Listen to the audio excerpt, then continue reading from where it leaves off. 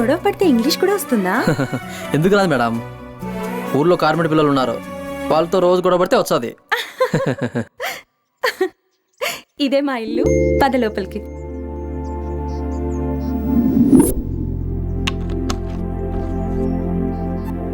మందు బాటు పలగొట్టి water bottle ఇచ్చావా?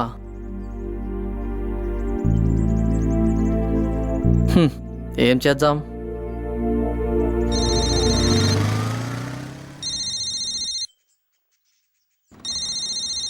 ఓ చెప్పు తల్లి. ఆ నాన్నగారండి, చెప్పమ్మా. నాకు అర్జెంటుగా ఇప్పుడు ఒక క్వార్టర్ మందు కావాలి. ఎందుకు? ఎందుకు ఏమి అని నన్ను అడగొద్దు, నాకు అర్జెంట్ కావాలి. తెస్తున్నారు అంతే.